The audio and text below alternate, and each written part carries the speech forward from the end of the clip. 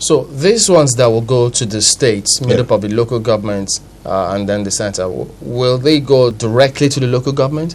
That has not been, because right now there is still the issue of the joint state account, which is quite contentious. And I'm sure that that decision again will come up as one of the issues as far as this committee is concerned, because the local governments are crying that this money is not getting to us the way it should be. That when it gets to the states manipulate what is going on. Don't forget, Prof, is it not the same local government that the National Assembly said, look, let's do something about all of this, and they said no? Yes, that is part of the discussion going on. And remember, what we are not doing, which is still going back to your earlier question, is that based on our decision now, recommendation will be made to the president, who will look at whatever is there. And of course, you know, there's a question of referendum and many others about how these things will come into being. And then it could now be one other new statement on the part of the majority of, that is Nigerians, that is the 492 delegates, as to we believe that this should be the best way to go. You find that one of the issues always occurring in debates of this nature is that those in charge in most times want to preserve the status quo if it favors them. And so you find that there is a contentious issue by my committee again about another section, I think section 34 under the schedule of that is the legislative list, that has to do with labor matters and unionism and all of that, and fixing of minimum wage. And there was a decision there that this matter should be made concurrent. Of course, immediately the decision came out, the whole labor representatives in the CONFAL, TUC, LSC and others had a meeting with the committee to say, no, you dare not go there. That matter must remain exclusive and federal. But you know, again, all of this wouldn't have been any problem if we had been able to unlock, free up the chains holding the states when it comes to resource control. If they have been able to do all of that, you just made an example with Ondo State. And I also recall once we had someone from Anambra State who also told us about the mineral deposits in Anambra State. In virtually all the states in the country, we have deposits.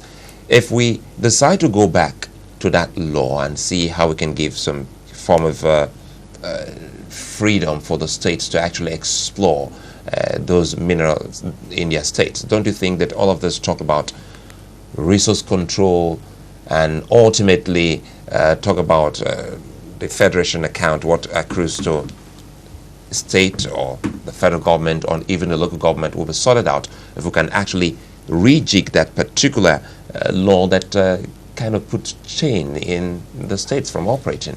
No, Sulai, the point is that for now, there are no indications that is because of the existence of the law that exploitations are not going on. You get the point I'm making? And that, of course, I will just digress a little, is that there are complaints about states not performing because of no true federalism, in quote. But our arguments are no. There are states that are performing well in Nigeria right now in terms of their statutory responsibilities. Without being too personal, we know that Edo State has shown, Akwa Ibom State has shown, some others, Lagos has shown that even under the current dispensation, states can perform. So also it is that in the matters of exploitation of resources of this country, states that still want to can encourage development. But the national malaise we have and the problem is that the free money, in quote, the easy money, in quote, that flows in from oil and gas has made it that the initiative, creativity, resourcefulness that is required to generate more revenue by states and all is not being pursued. It's surprising to note that in this country there are some states that don't do anything, in quote, about IGRs, internet generated revenue.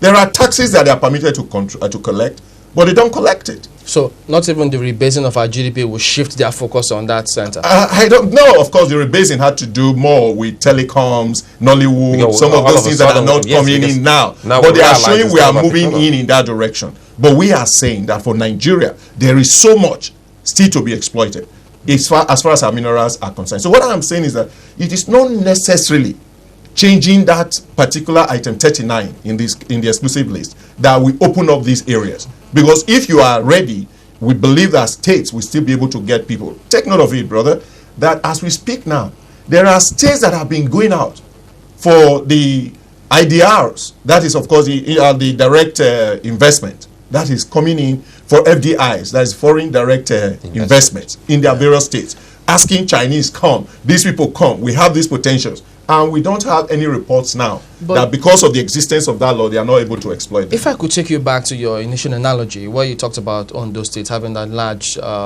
bitumen reserve deposits, they can't do anything about it. It has to be the federal government. So, no, can they? They can. And that is that if they know it's going to be, they must still work with the central. And that is that if any, as it is now, anyone today, yes, as it stands now, that's the point we're making. If there is any company that wants to work there, that wants to really, you have convinced the investor to really come there, the investor has to apply to the federal government.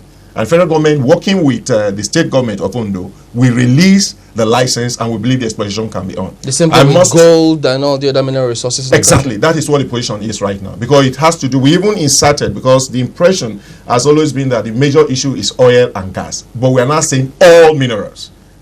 Because from the reports we're getting, because you must also concede here, that not all of us are experts in these matters. It depends on the literature out there and the briefing that you get. That there is already so much that can still be done that is not being done. It's like the issue of agriculture, which is that we all know how we were doing as far as agriculture was concerned before. But somewhere along the line, the same thinking made it that we literally abandoned it. But under the transformation agenda, we are seeing now new vistas, new opportunities being opened up to make that sector a strong sector as far as our economy is concerned. That is what we're also hoping, that as far as the investments in minerals and others are concerned, we could do better than we are doing now. Because the argument has always been that oil, others, are things that can get exhausted. And so you must diversify your base.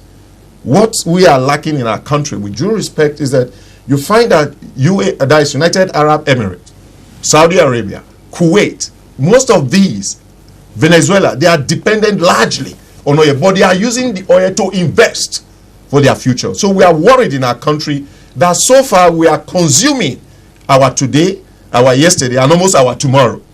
And that is dangerous for a country. And that is why we are asking, through the Economic Committee I was saying I was involved before, that there must be greater investment so that tomorrow Nigeria will be a better country. Well, before you go, do you think that the conference will be needing more time?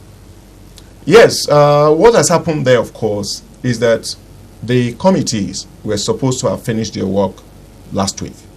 But the public holidays, and of course, like the closure that is happening from tomorrow. Oh, will it also affect the yeah, of course, because the federal government has said that they require the places to be open, that is closed to such an extent that they can better manage the security movements and all. So, and then of course some members, some of us are participating in the economic forum as well. So to that extent, there have been clear indications that first there was a need to adjust the sitting for the committee. So it was extended by 2 weeks. That will now be ending next week. So the challenge that the conference is facing now, and I'm sure the leadership will sort it out with the federal government, is that you will now have only 3 or 4 weeks to take the entire reports coming from the 20 committees.